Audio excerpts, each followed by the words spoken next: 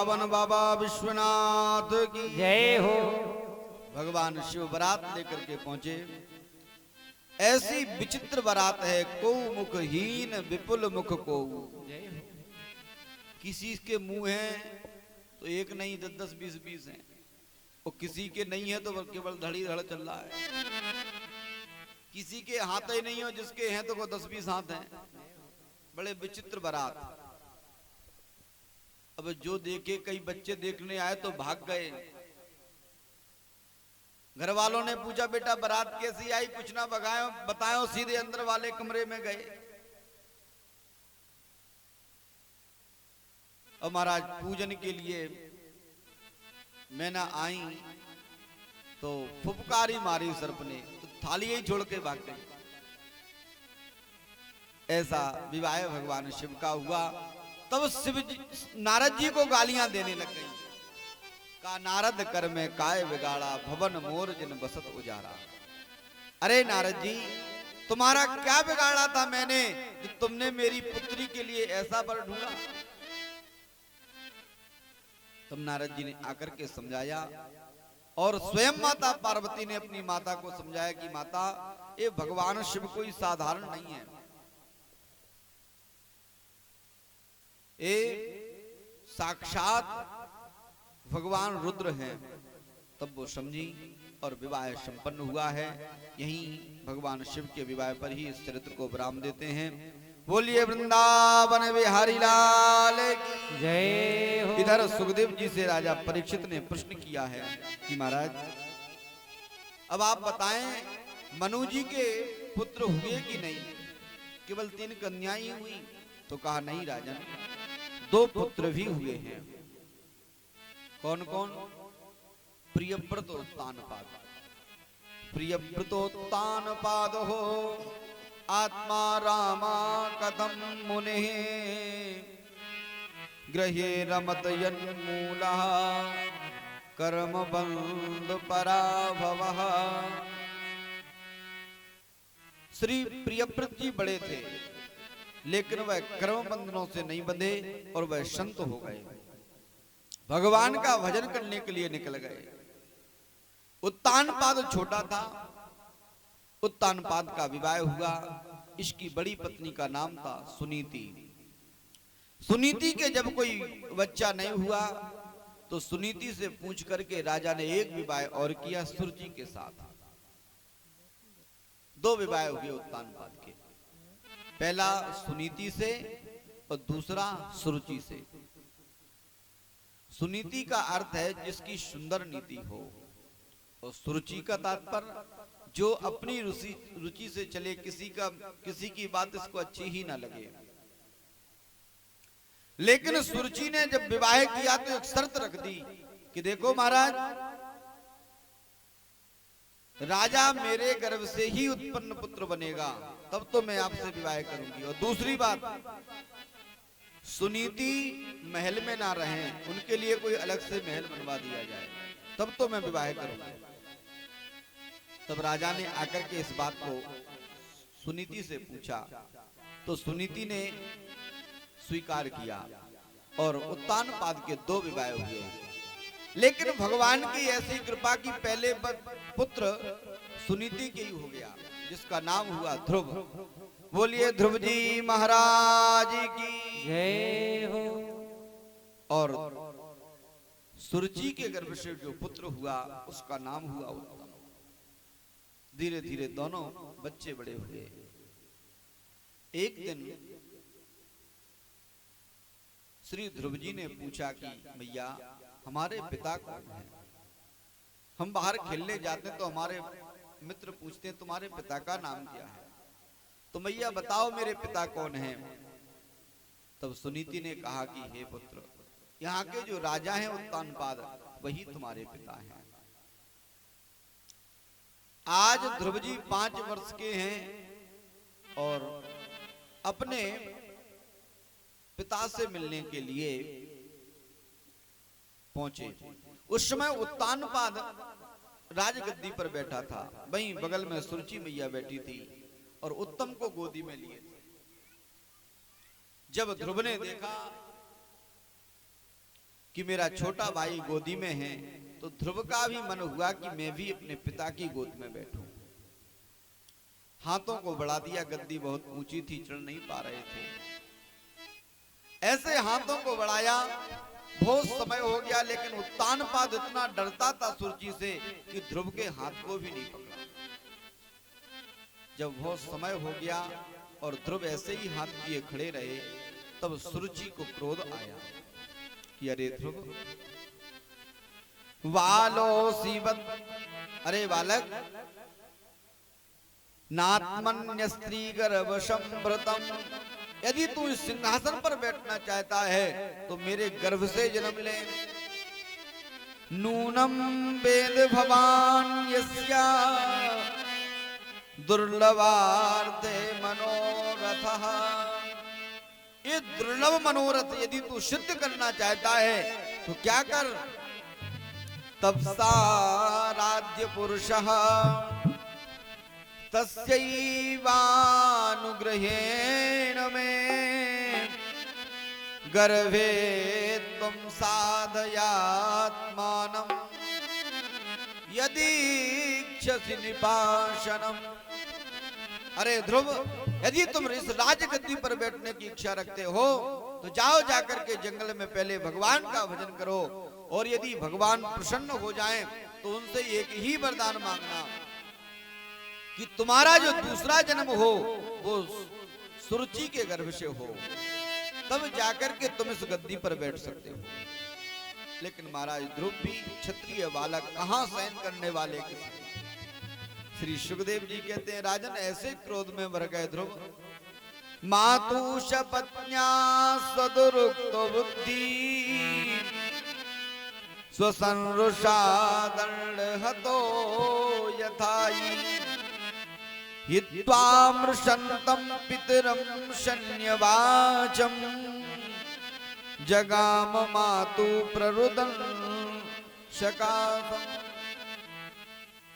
जैसे किसी सर्प के छोटे बच्चे में थोड़ा सा डंडा लगा दो तो कैसे भयंकर फुफकारता है, ऐसे ही सुरुचि की बातों को सुनकर के, व्यंग बाणों को सुनकर के ध्रुव जी को क्रोध आ गया।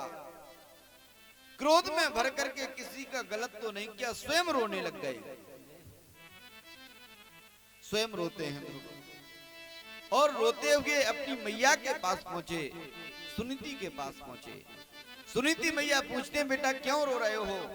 लेकिन ध्रुव कुछ नहीं कहते, क्योंकि संत हैं और संत कभी किसी की बुराई नहीं करता। संत सरल चित जगत हित, संतों का जो चित्त है वो सरल होता है, तो जगत के कल्याण की ही बात सोचते हैं। आज ध्रुव 5 वर्ष के हैं, फिर भी अपनी मैया से नहीं कहते हैं कि हमारी सौतेली माता ने हमको डांटा है। तो वहां कुछ छोटे बच्चे खेल रहे थे, उनसे पूछा, उन्होंने कहा मैया इसको इसकी सौतेली माता ने डांटा है। तो क्या कहा? बोले उन्होंने कहा है कि यदि मेरे गर्भ से जन्म लेना चाहते हो, सिंहासन पर बैठना चाहते हो, तो भगवान नारायण की सेवा करो, भगवान नारायण की आराधना करो, और भगवान जब प्रसन्न हो जाएं तो उनसे वरदान मांगना कि हमारा दूसरा जन्म हो तो सुरुचि के गर्भ से हो। जय हो। महाराज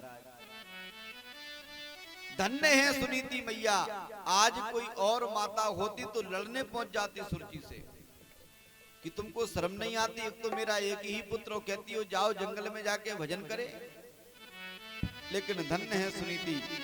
सुनीति मैया ने क्या कहा? सत्यम सुरुच्याम विहितम भवान में यद दुर्भगाया उदरे गृहीत्वः स्तन्नेन वृद्धश्च विलज्जते याम भरतेति बावोडुबिडस्मि मिर्मिमः।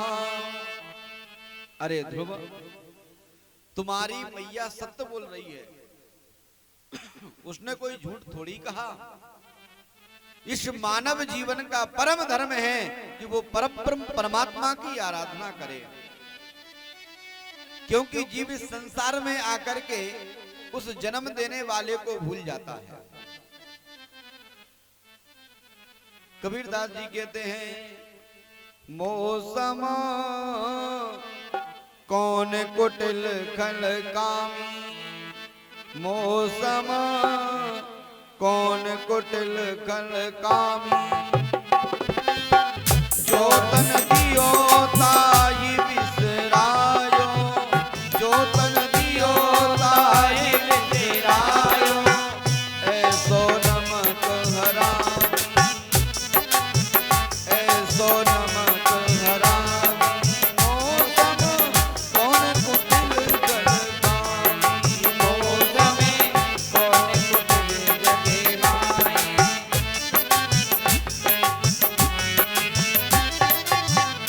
हम जीव उस परमात्मा को भूल जाते हैं जिसने जन्म दिया है। भगवान ने जन्म दिया, आपसे कुछ बदले में मांगा, कुछ नहीं लिया। इसी बात को सुनीति मैया कहते हैं, बेटा भगवान का भजन करना ही परम सत्य है। जाओ जाकर के जंगल में भगवान का भजन करो। अब तो और दुखी हो गए ध्रुव। का मैं तो सोच रहा था मेरी मैया मुझे कुछ आश्वासन देंगी, लेकिन इन्होंने भी कह दिया। सुनीति कहती हैं, बेटा ध्रुव हमसे भी अधिक अधिकार तुम्हारी सौतेली माता का तुम पर है। शास्त्र भी कहता है कि सौतेली माता का अधिकार जन्म देने वाली माता से 12 गुना अधिक होता है। आज ध्रुव तुरंत चल दिए जंगल की ओर, रास्ते में जा रहे हैं। नारद जी ने देखा कि छोटा सा 5 वर्ष का बालक कहां जा रहा है, रास्ते में मिल गए। नारद जी ने कहा, बेटा कौन हो तुम, कहां जा रहे हो? कहा, मैं उत्तानपाद का पुत्र ध्रुव हूं और भगवान को प्राप्त करने जा रहा हूं। नारद जी ने कहा, क्यों? कहा, मेरी छोटी माता ने ऐसे कटु वचन मुझसे कहे हैं, इसलिए मैं जा रहा हूं। नारद जी ने कहा, देखो तुम्हारे खेलने खाने के दिन है, 5 वर्ष के बच्चे का कोई अपमान और मान सम्मान की आवश्यकता थोड़ी होती है। अभी तो तुम खेलो खाओ, ये उम्र नहीं है भगवान को प्राप्त करने की। ध्रुव ने कहा, बाबा आपका परिचय? कहा, मैं नारद हूं। ध्रुव ने कहा, आप रखता है बेरुपिया हैं कोई, असली नारद नहीं है। क्योंकि मेरी मैया जब मुझे कहानी सुनाती थी तो कहा करती थी कि जिसको नारद मिलते हैं वह उसको परमात्मा से मिलाते हैं। नारम ज्ञानम ददाति इति नारदः, जो मानव को ज्ञान प्रदान करें, भगवान से मिलाएं, उसका नाम है नारद। और आप तो संसार की ओर जाने के लिए बोल रहे हो, लगता है आप कोई बैरुपियो हो। नारद जी ने समझ लिया कि चेला पक्का है, तुरंत एक कंठी पहनाई, चंदन लगा दिया और मंत्र दे दिया। कहा, जाओ जाकर के मथुरा में यमुना के किनारे इस मंत्र को जपो, 7 दिन में, 7 महीने में ही तुमको भगवान की प्राप्ति हो जाएगी। अब तो ध्रुव जी चले हैं और उसी मंत्र को, भगवान की जो लीला थी, ओम नमो भगवते वासुदेवाय मंत्रे नामनेन देवस्या कुत्या दिव्यमयी भुवः, इसी मंत्र का ध्यान करते हुए, जप करते हुए भगवान के चतुर्भुज रूप का ध्यान करते हैं। सबसे पहले यमुना में स्नान करते हैं, अपना आसन लगाया और बैठ गए। और बैठ करके तपस्या करने लग गए हैं। नारद जी ने तो केवल 7 महीने की बात कही, लेकिन ध्रुव ने तो 5 महीने में ही भगवान को प्राप्त कर लिया। ऐसी घोर तपस्या की। जैसे ही तपस्या के लिए बैठे तो क्या किया,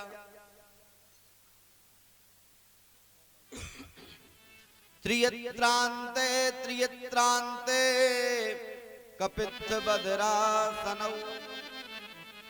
पहले महीने में जब तपस्या करते हैं तो 3 दिन में उठते हैं, 3 दिन तक बैठे रहते हैं। थोड़े समय के लिए उठते हैं और केंते के फल और बेरों को लाते हैं, खाते हैं, यमुना का जल पीते हैं, फिर बैठ जाते हैं। इस प्रकार से, इस क्रम से उन्होंने पहले महीने की तपस्या की। जैसे ही दूसरा महीना लगा कि तपस्या को और बढ़ा दिया, और कठिन कर दिया तपस्या को। हम लोग जब भगवान का भजन करते हैं तो महाराज किसी दिन टाइम नहीं है तो थोड़ा सा राम राम राम किया, मन में भाग गए। और कई लोग तो जल्दी जल्दी हनुमान चालीसा का पाठ करते हैं, तो मैंने सुना वो क्या कहते हैं उसमें, तुम रक्षक काहू करो जल्दी में, तुम राक्षस काहू को डरना, जल्दी जल्दी बोलेंगे, तुम रक्षक काहू को डरना नहीं, तुम राक्षस काहू को डरना, और जल्दी जल्दी बोलते चले जाएंगे। तो भजन में तेजी नहीं होनी चाहिए, प्रेम से करना चाहिए, क्योंकि वाक्य की अशुद्धि ही फल को बदल देती है। भले ही कम करो लेकिन प्रेम से करो। आज ध्रुव का जब दूसरा महीना लगा तो तपस्या को और कठिन कर दिया। द्वितीयम चा तथा मासम षष्ठे षष्ठे भको दिनिः तृण पर्णादिभि शीष्णै कृतान्नो व्यतयद विभुं। दूसरे महीने में 6 दिन के अंतराल में उठते हैं, 6 दिन में एक बार उठते हैं। अब तो फलों को भी खाना छोड़ दिया। क्या खाते हैं? जो वृक्षों से पत्ते गिर गए जमीन पर, सूखे पत्ते, उन पत्तों को उठाते हैं, प्रेम से पाते हैं, यमुना का जल पीते हैं, फिर बैठ जाते हैं।